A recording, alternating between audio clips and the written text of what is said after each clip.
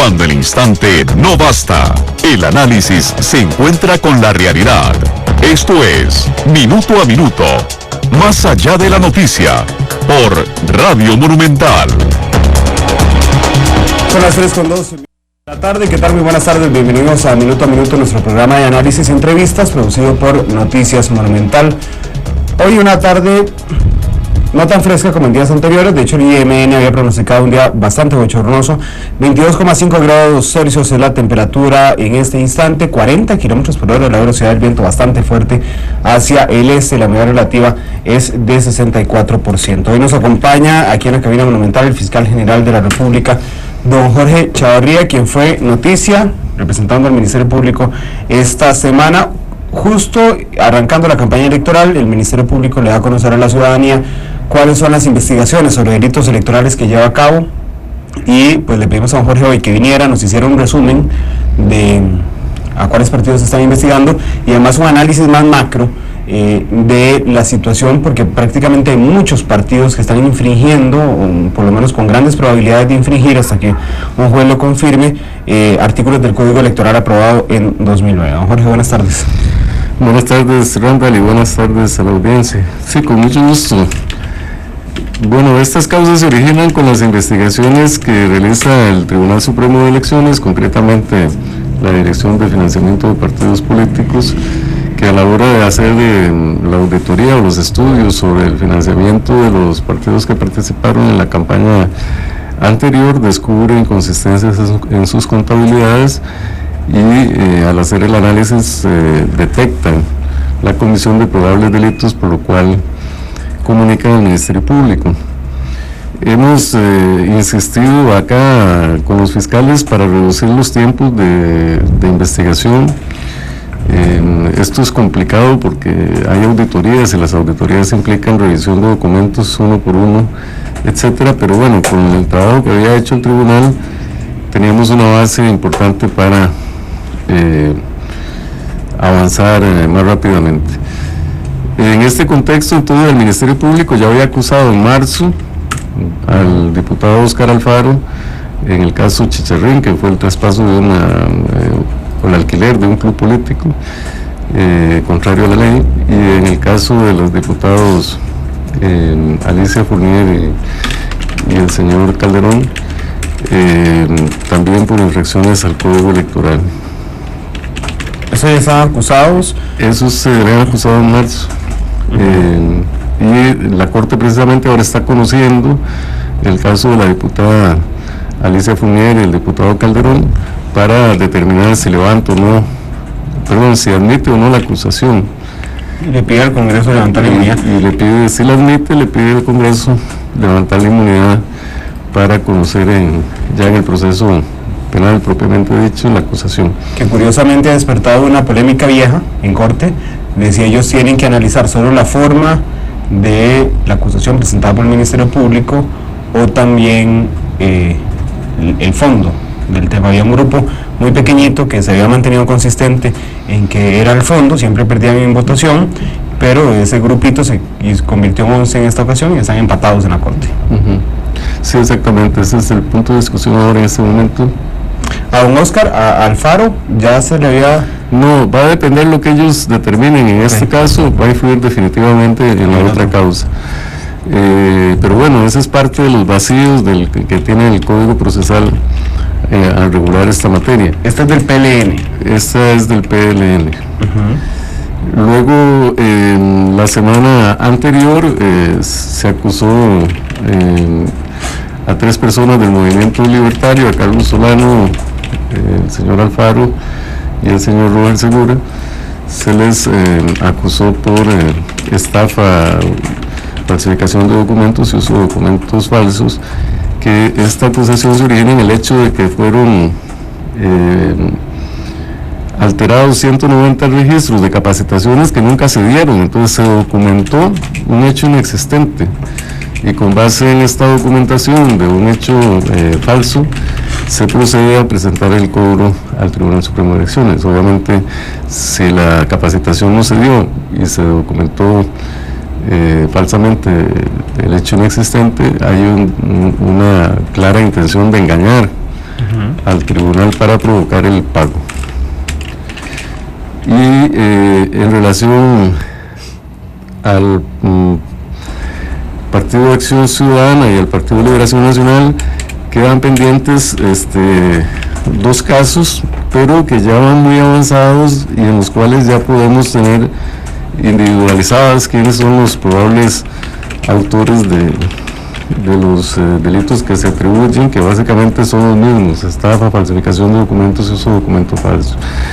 En el caso de Liberación Nacional, se hizo una revisión de toda la documentación y también del manejo en los diferentes cantones del país para desechar que existiese comisión de estos delitos en otras partes del país. Finalmente se centra en la investigación en San José, que es donde aparentemente está concentrada la acción delictiva. ¿Qué es lo de los vehículos? Que es el uso de vehículos, exactamente, algunos de los cuales no se dio el servicio y en otros el dueño del vehículo lo hizo gratuitamente como contribución al partido. Sin embargo, se documentó como si fuera un contrato oneroso y se cobra hacia el tribunal.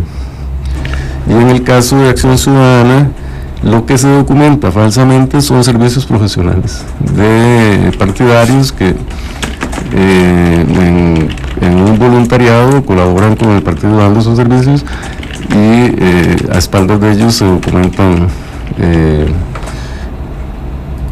como si fuesen contratos profesionales onerosos y se cobran hacia el tribunal. En el caso del PAC, usted había anunciado en conferencia de prensa que es menores, bueno, son sospechosos porque no hay imputados hasta el momento, no se les ha hecho el traslado de cargos en estas dos causas, en la del PAC y en la del PLN. Sí, pero están individualizados ya como sospechosos Minor Sterling y Manuel Bolaños. ¿Y en el del PLN, don Jorge? En el PLN está el diputado Óscar Alfaro Zamora y al menos 4 personas más, pero ahorita estamos determinando realmente cuál es el ámbito de sus responsabilidades. Uno es, y no le voy a pedir los nombres en particular, pero sí quiero preguntarle dos casos en específico. Jorge Walter Bolaños, que era el tesorero del PLN, es uno de ellos. Bueno, ahorita no quiero adelantar en ese tema porque estamos también valorando la posibilidad de la aplicación de un principio de oportunidad, entonces no quisiera adelantar en ese caso. Bueno, nada más le voy a cambiar la pregunta. ¿Hay alguno con fuero parlamentario? No. Bueno, parlamentario no, con fuero. Sí, con fuero no. Bueno, sí, perdón, don Óscar Alfaro. Ok, fuera de don Óscar no hay nadie. No hay nadie con... Ok. No, Jorge, digamos que bueno, hay 1, 2, 3, hay 3 partidos. Ya existió una investigación contra el partido Justo Orozco que se desestimó. El Partido Unidad Social Cristiana no ha habido investigación. No, al Ministerio Público no ha sido presentado ningún informe.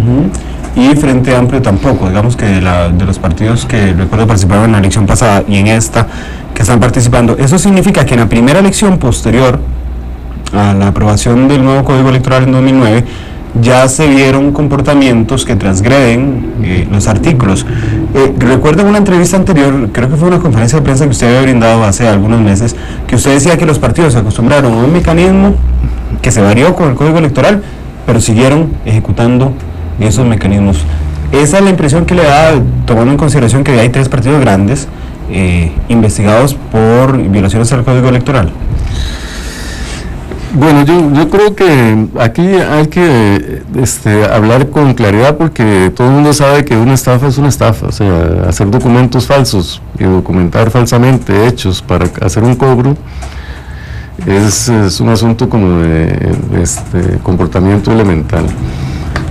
A mí me parece que este tipo de prácticas ilícitas probablemente sí se venían dando en el pasado, amparados los partidos a esa inmunidad que genera el estar participando por asumir el poder, y que una vez que se asumía el poder no había reclamo de nadie. El Código Electoral viene a poner orden en esto. Entonces es muy importante acá el concepto de que a través del Código Electoral queda muy claramente establecido el rol de control del Tribunal Supremo de Elecciones, pero también se le da mayor vigencia a una a una idea que es fundamental en el mantenimiento del orden en el proceso para la elección, que es que los partidos, como bien lo dice la Constitución y el mismo Código Electoral, los partidos son calificados por el Código como asociaciones de ciudadanos con interés, que cumplen un interés público. Y en el cumplimiento de este interés público, los comités ejecutivos son garantes, junto con el Tribunal Supremo de Elecciones, de la corrección del proceso electoral. Aquí asumen una gran responsabilidad los comités ejecutivos nacionales de los partidos. Y surge la pregunta frente a lo que estamos descubriendo, que deben replantearse los partidos el marco ético en el cual trabajan en el proceso electoral. O sea, yo creo que el hecho de que no existiera el código electoral antes y que no se hubieran detectado estos tipos de asuntos, no justifica. Explica sí que había demasiada confianza en la impunidad. Bueno, se viene a marcar la diferencia ahora con el Código Procesal Penal, se están señalando, con el Código Electoral se están señalando responsabilidades, y surgen también una pregunta importante, que es propiamente en relación al sistema de financiamiento de partidos políticos, si es el sistema correcto que debemos seguir en el futuro, o debería replantearse en algunos extremos este financiamiento para evitar este tipo de problemas que se están dando y que se reflejan en la investigación. Vamos a hacer una breve pausa comercial y regresamos para seguir hablando de este tema.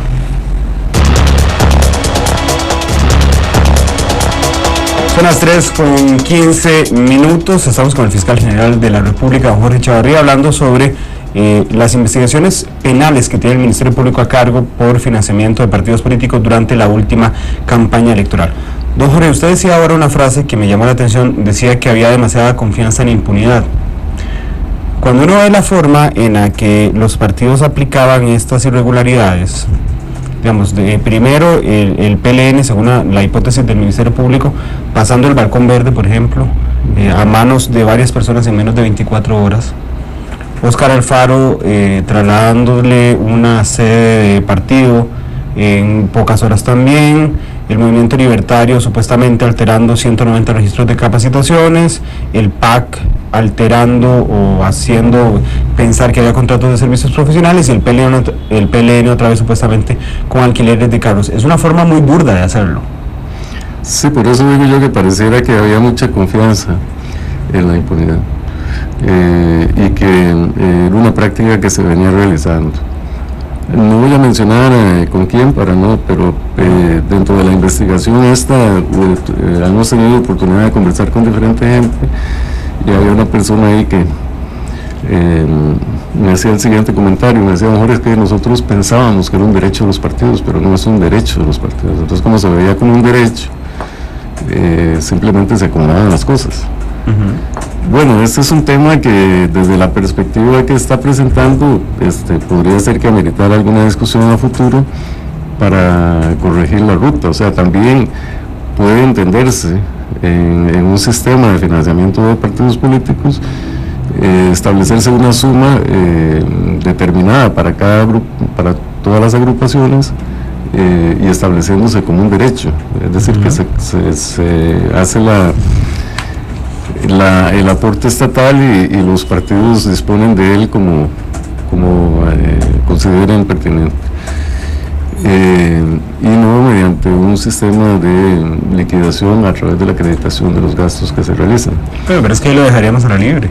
Pero quedaría a la libre. O sea, lo que hay que hacer es un balance entre el ejercicio democrático, que lo que busca el financiamiento de los partidos políticos es un único fin, es establecer un equilibrio de las diferentes fuerzas políticas en el proceso electoral, un equilibrio que le permita a un partido garantizarse un mínimo de divulgación de sus ideas a través de bueno, pero es que ya yéndose muy al fondo, uno podría pensar, por ejemplo, que si se comprueba que los partidos políticos hicieron esto, los partidos políticos que cometieron irregularidades tuvieron ventaja además.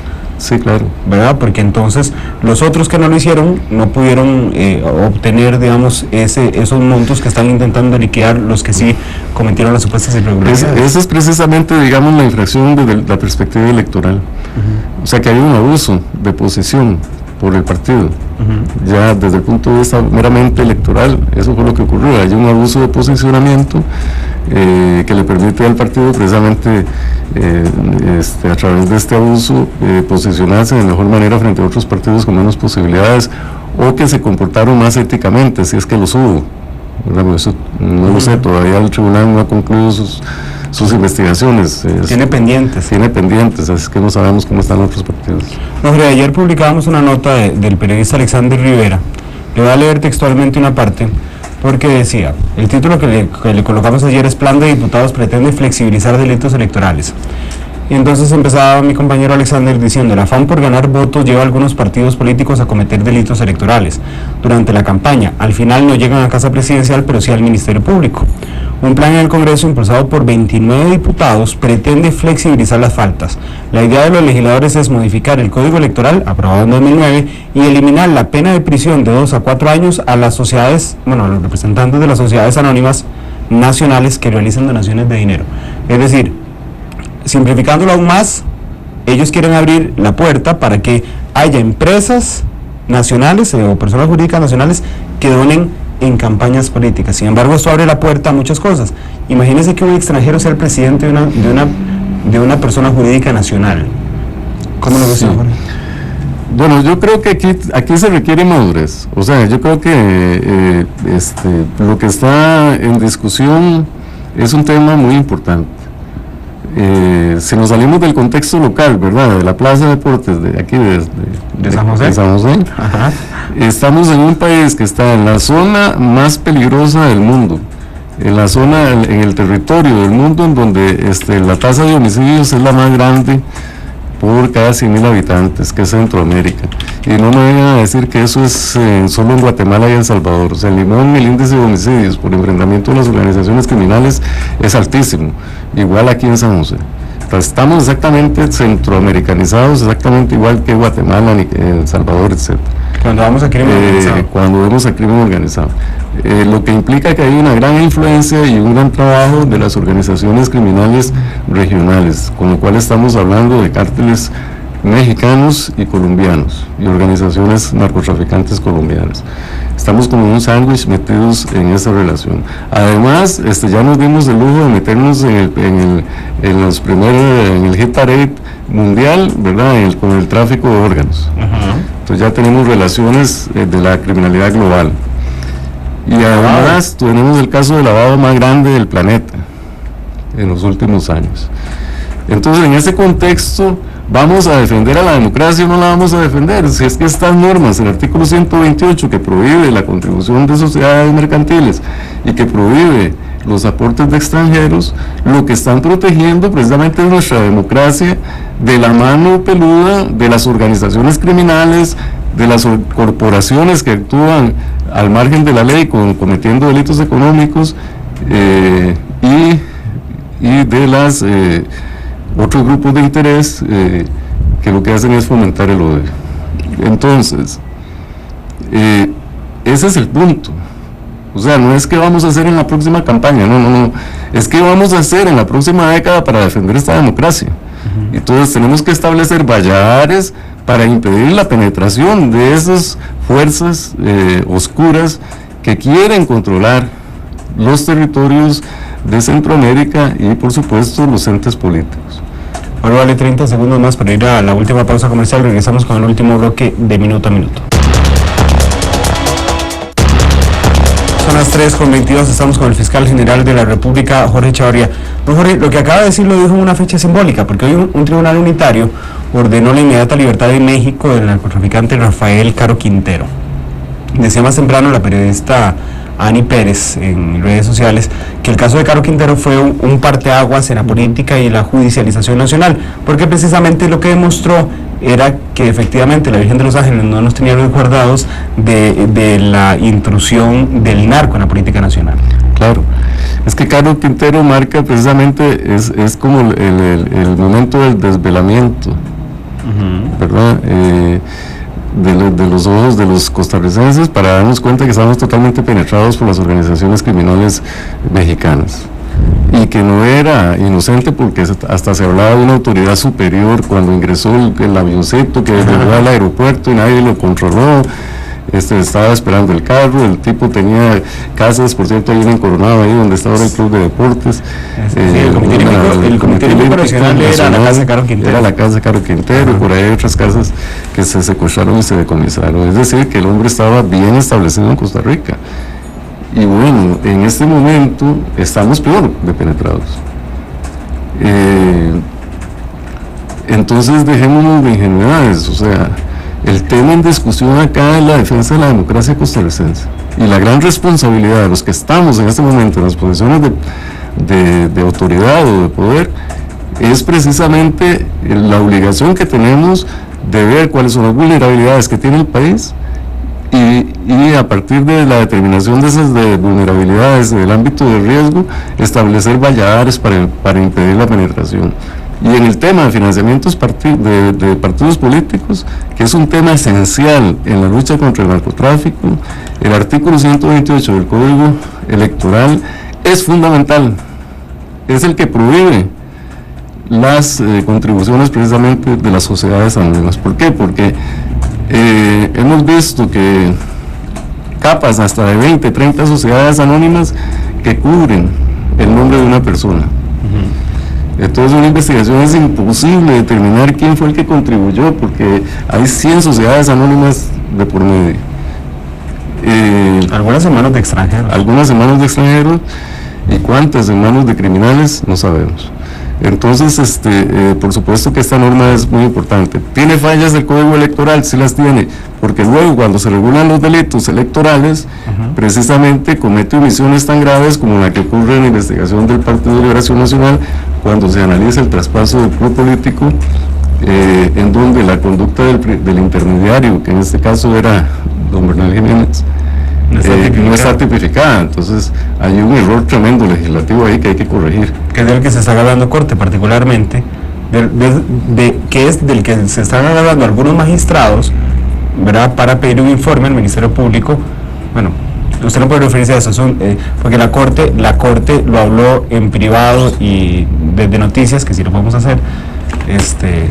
No tenemos a la tarea de conseguir la discusión interna. Me quedan 2 minutos de programa y no quería dejar de preguntarle algo. Usted lo ha acusado de casi todo desde que está de fiscal general. Tuvo que enfrentar investigaciones en la corte por meterse precisamente a hacer investigaciones de los magistrados, y en la Asamblea Legislativa también por meterse en ámbitos políticos. En este caso, y no directamente, no quiero decir si alguien ha agarrado el teléfono y le ha dicho que no investigue esto, pero lo que le quiero preguntar es si lo han presionado de alguna forma, en el sentido de que después de que usted hizo la conferencia de prensa, si uno prendía el tele o escuchaba en radio la sesión de la Asamblea Legislativa, todos los diputados estaban hablando del tema. ¿Ha recibido alguna presión de este tipo? No directa, por supuesto, alguna presión de este tipo por estas investigaciones, ¿no, Jorge? Porque tocan a 3 partidos grandes. Sí, bueno, lo que ha habido son manifestaciones que tratan de hacer ver que la actuación mía es subjetiva, ¿verdad?, a nivel público y a nivel de redes. Yo lo digo una y otra vez, yo no tengo conflicto con ninguna persona, o sea, todas las personas que hemos señalado están en conflicto con la ley. Ese es un problema de ellos con la ley y que se resolverá en un tribunal, y mi deber es que el tribunal conozca ese conflicto en el que están con la ley. Bueno, del partido que usted fue viceministro, tiene la mayor cantidad de investigaciones. Sí, es paradójico, pero así es. No, es que usted le ha cuestionado eso, digamos, sí, por eso directamente se lo digo, el PLN tiene 2 investigaciones. Sí, bueno, muchas gracias, porque eso precisamente denota cómo estamos trabajando de manera objetiva. O sea, la función mía acá no busca proteger, tutelar o perjudicar ningún interés o a ninguna persona. Bueno, y está Jorge Angulo, además. Sí, también hemos acusado al diputado Jorge Angulo y estamos pendientes de juicio. Bueno, ya no me queda tiempo, pero usted tiene el récord en solicitud de levantamiento de inmunidad de diputados. Yo creo que sí, ya. Sí. Nos tocó una época histórica bastante particular y bueno, estamos en eso, seguimos adelante. El país puede estar confiado en que estamos cumpliendo con nuestro deber. Don Jorge, muchas gracias. mucho gusto. Y hay tantos temas del MP que seguramente le invitaremos bastantes veces en los próximos meses. Muchas gracias al fiscal general Jorge Chavarría. El próximo lunes tendremos el programa especial de Radiografía Nacional que dura 1 hora, desde 2:30 a 3:30, donde analizamos un ámbito en particular y generamos un informe además para hacerle las preguntas directas a los candidatos presidenciales. Este lunes vamos a analizar la situación de la Caja. Estará aquí don Guido Miranda, expresidente de la institución, y doña Ofelia Teitelbaum, defensora de los habitantes. Nos escuchamos el lunes.